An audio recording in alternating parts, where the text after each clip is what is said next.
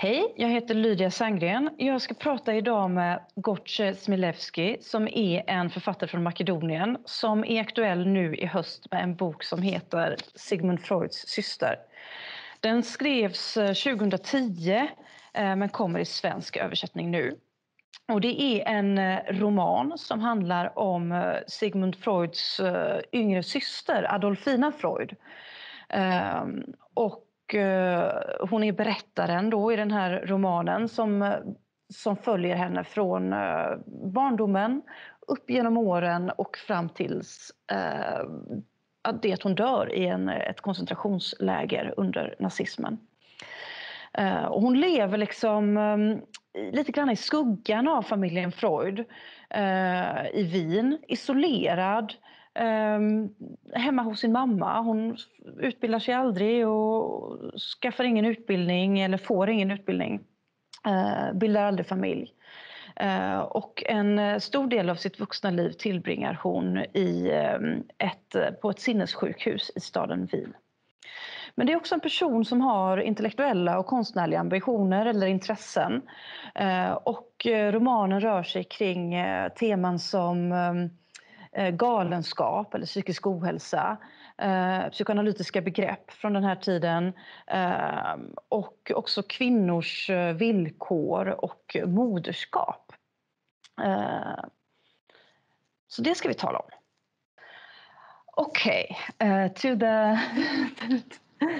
but back to you. I was just talking a little about the novel, and one of the things I said was that I find that motherhood is a central theme in this book, and I was talking a little bit about Adolfina, the narrator of this novel. And I was wondering when I was reading, how come you wanted to write this story about Freud's younger sister?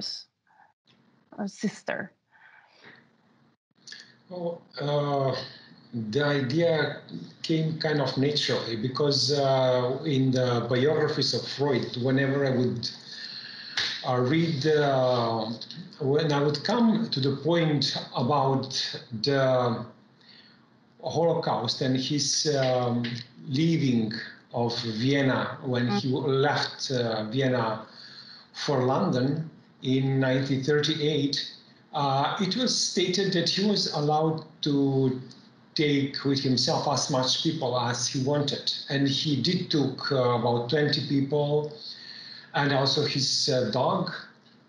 And among these people were his doctor and his doctor's family, his homemaids, his wife's sister, but on the list were not his sisters. And it was somehow hidden. I wouldn't say hidden.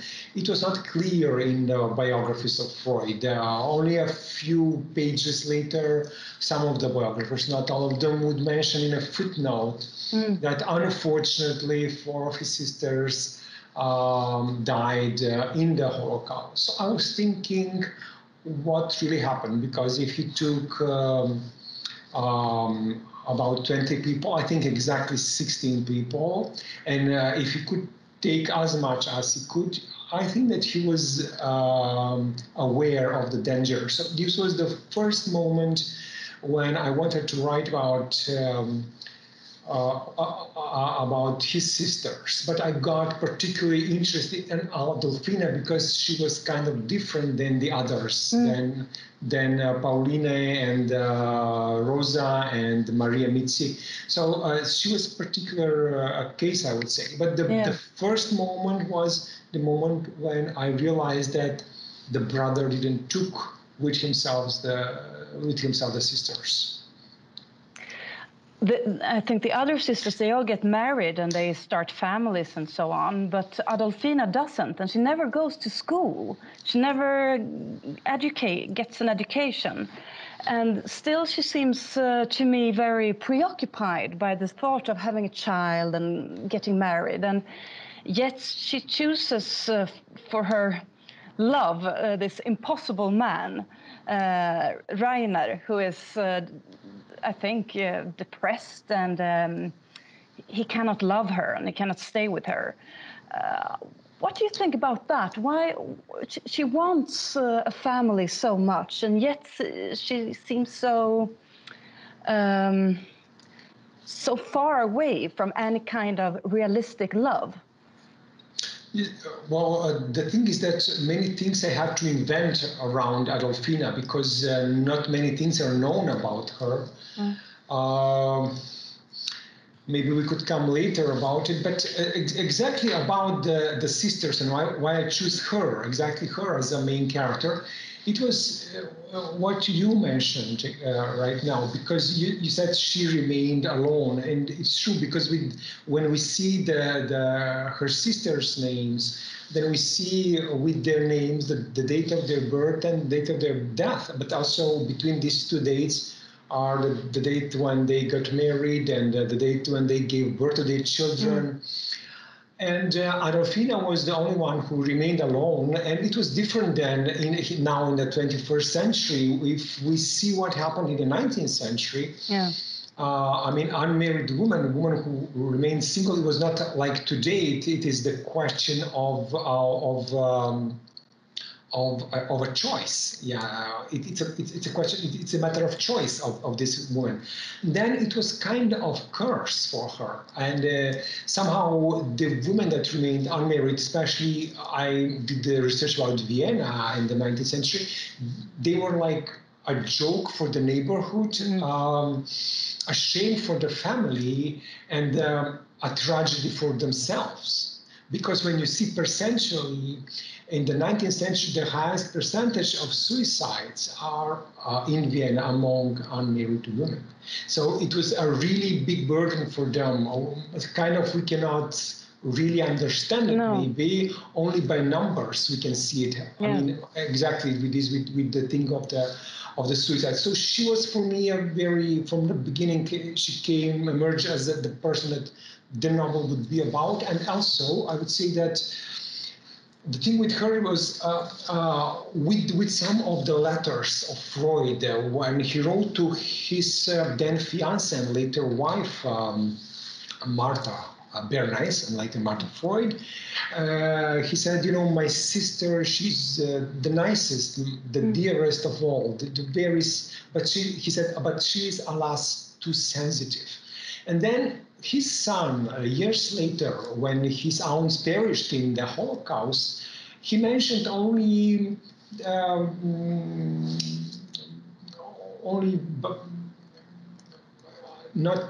didn't focus on his aunts, and especially not on Adolfina. And she very often cared for the children of Sigmund Freud when he was busy, when he traveled with his wife. So, but Martin Freud, when he wrote a book about his father, he barely mentioned, and of the few sentences about his aunt Adolfina, we get a sense that she was not, he said, oh, poor Aunt Adolfina, she was maltreated by her mother. And but at the same time, we get a sense that she was not treated seriously by the family. She was kind of feeling of that she's not just like person who is remained dependent on the mother, and they never treated as a separated from her mother. And he said she was maltreated by her mother, and she cared for her mother very carefully in the end of their life. And then let's get back to your question about her choice. Reiner is an invented person. Yeah. He never existed, probably, because there are so little things known around Adolfina, which we know from letters from her brother and from this book from her nephew Martin Freud. But then I was thinking this woman who was, as her brother wrote, very sensitive, who was living somehow in her dreams, half in the reality, half in the imaginary world. I was thinking that her perception of intimate relationships would be on the edge of, I would say, irrational maybe, and maybe choosing something that would kind of reflect her unconsciousness. Yeah. It was hard to read because one gets the feeling that she doesn't really understand Reiner, or he's sort of inexplicable to her, and she clings to him, and yet he doesn't really want her. I was also thinking now, how would you describe her relationship to her brother, who is clearly a very important person to her throughout the book? And I was, in the beginning, there's this scene where she has a dream about him. She's then an old lady, and he's leaving for London. And she has a dream where he's feeling guilt, and she asks her for forgiveness.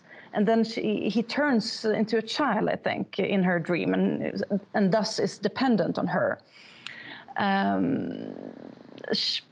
She's preoccupied with him also throughout her life.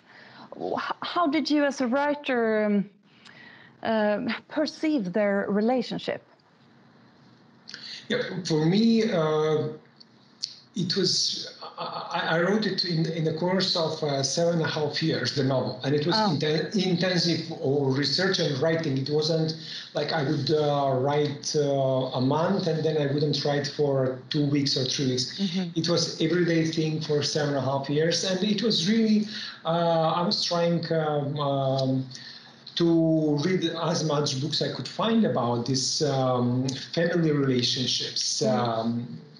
Probably many of them, you as a psychologist they're known to you, and you read some of those books. Some of them, I even took fictional books to see where writers go very deep into exploring this relation. Not only, for example, not only about the brother and the sister, but also a brother and a brother. Like I read Torgny Lindgren, Hummelhonung, in Mazda it's Boombar of Media. So I read, but it's two brothers, yeah, and then. A lot of books written by psychologists and psychiatrists about these family relationships, and I guess that she was very dependent on him, even financially. That's true, because he was the one who was paying her.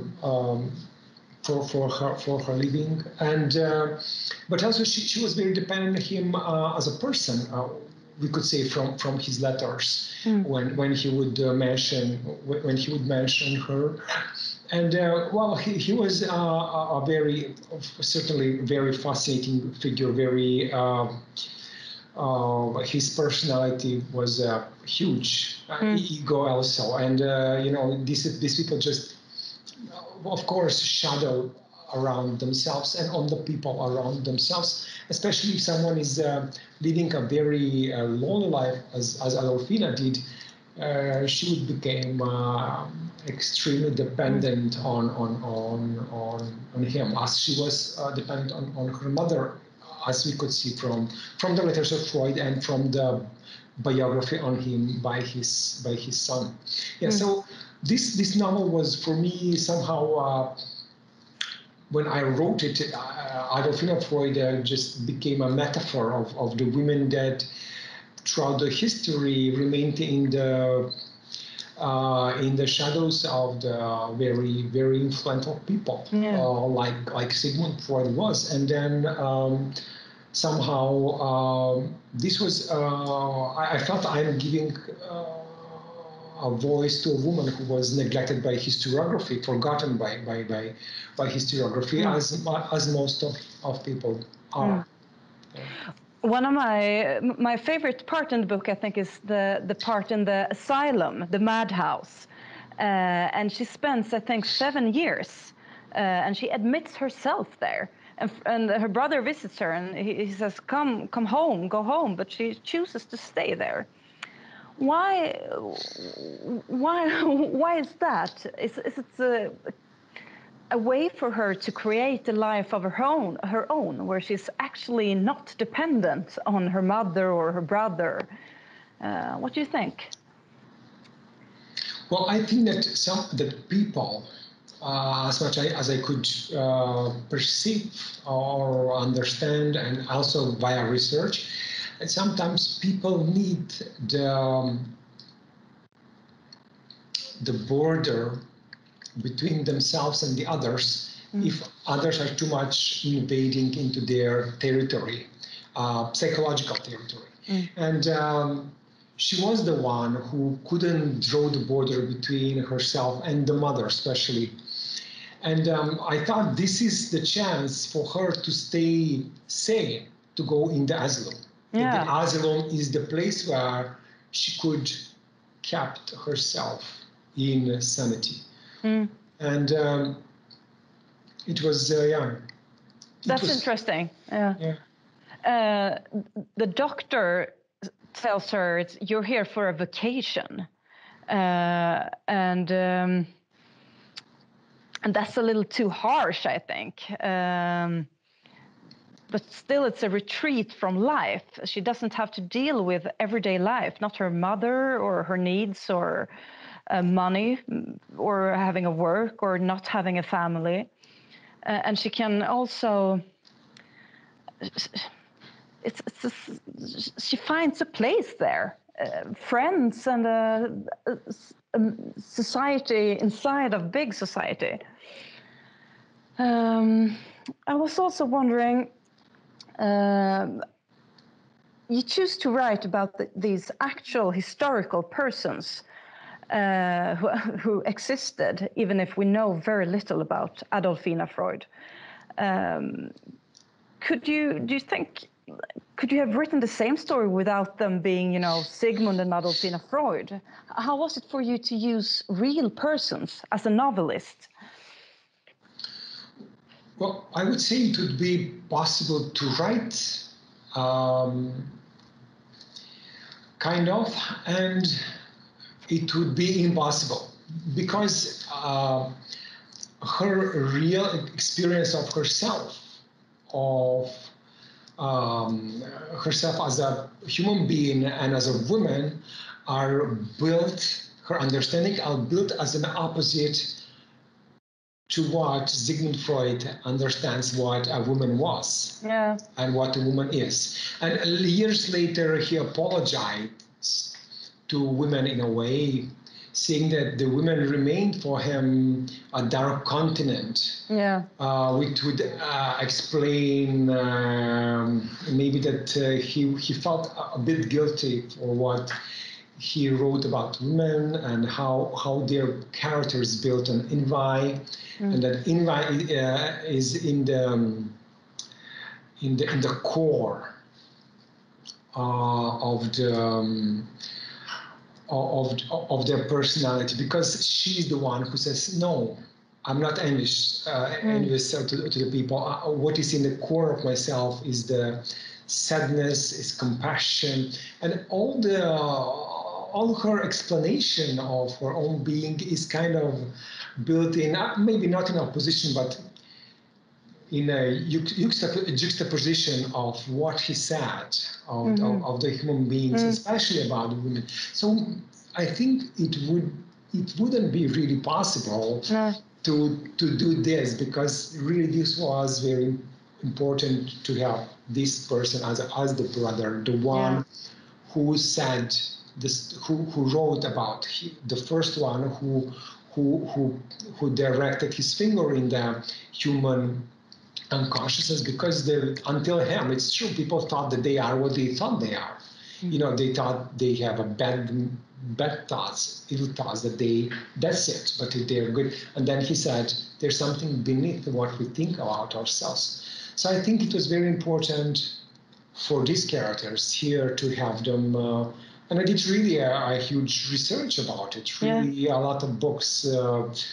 I could read in any language I could find, and so. Were you acquainted with Sigmund Freud's theories or his thinking or psychoanalysis before you started the work on this novel?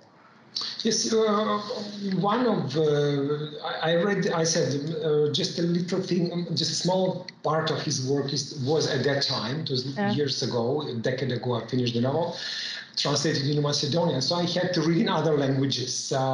For example, the first time I started reading him was in a high school. First, I read from Erich Fromm the book Sigmund Freud's Mission. Mm-hmm. Short but very, very good introduction. And then I took 8 volumes of his selected works were published in Serbian and translated by a man who was his student, Freud's student before the Second World War in Vienna. His name was Hugo Klein. And I read the other languages. English, Czech, Croatian, in which I will read your book because I read you will be translated in numerous languages, including Croatian. So this is. I'm very happy. I will read Lydia in Croatian. So congratulations. Yeah. Thank you. Great. I was thinking. What is your own feelings toward your protagonist, towards Adolfina? Do you pity her, or are you frustrated with her, or do you miss her now? When this book came in 2012, so it's not a freshly finished book for you. But how do you feel about her today? The first translations appeared in 2012. I finished it in 2010. 10 years. 10 years ago, and I wrote it for 7.5 years. And I think the first moments were of a big. It was very hard time. I wouldn't want to think because it was really living that life. There was no distance between the character and me. Mm-hmm. Because really, I wouldn't say I could pity her because somehow in those 7.5 years, it was everyday thinking and writing from first person. So it's not there's nothing I could feel like frustration with the character of pity or even compassion. It was, you identified with her as. I could paraphrase Flaubert, who said, "I'm Madame Bovary." I could say, "I'm Adolphina Freud." Yeah. I came to that point after years and years everyday thinking, and it was very difficult to start anything new and to think of anything new after that. That was it was difficult. It was difficult.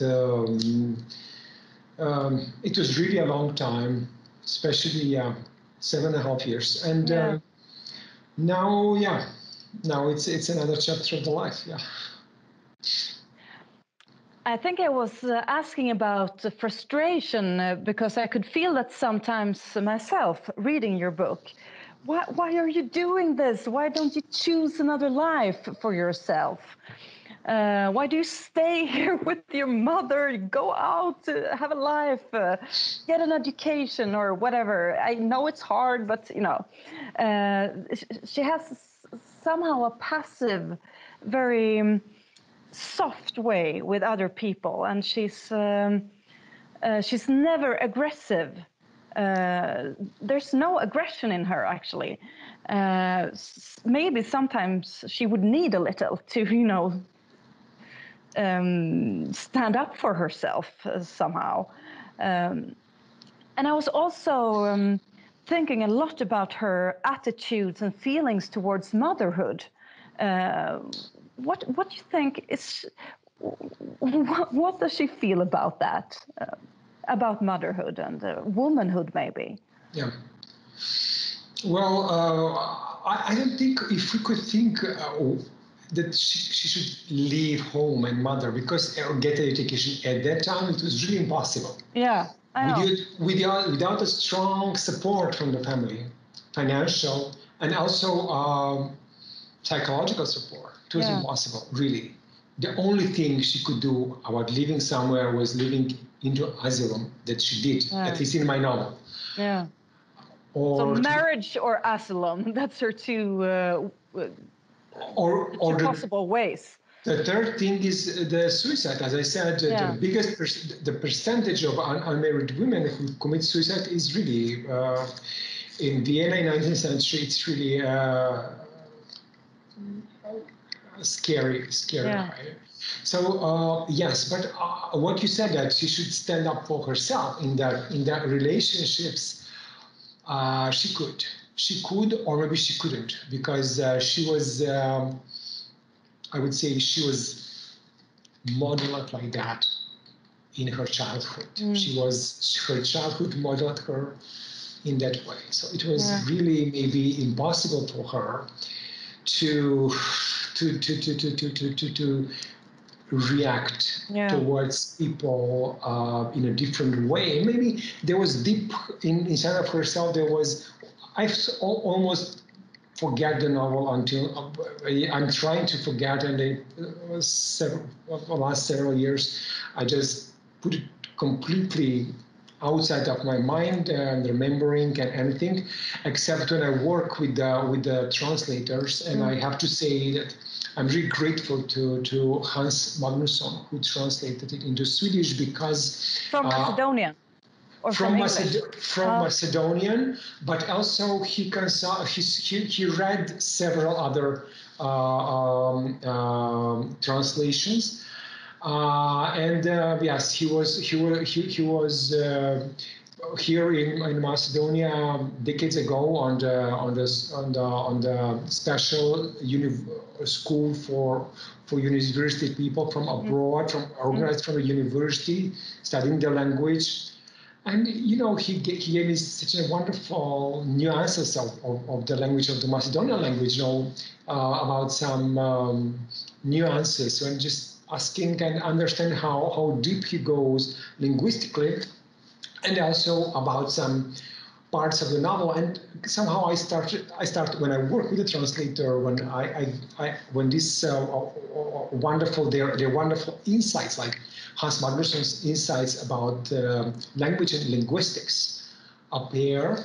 I get some flashes from the novel, and one of the flashes I got just now in our conversation is when her mother dies, and I think maybe I create this now. Maybe this is not in the novel. Maybe it's my imagination at the moment. But I think that she says, I wished so much to revenge to my mother. I wanted to even to kill her.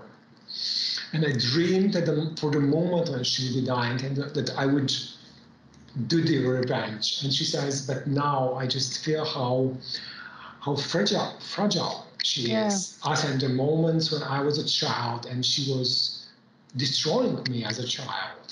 So she relates to this. So maybe there was maybe some, maybe not aggression, maybe just a feeling to strike back to the people. They were mean to her, but she didn't, because you as a psychologist know better than I that we are created by our childhood, and the change is very difficult.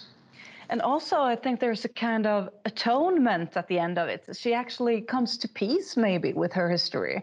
Oh, she's an old woman, and she matured in some way, and it's like a sense of forgiveness, or coming to peace with history. I think at the end, even if it's unbearable, the scene in the concentration camp, but still a peaceful one.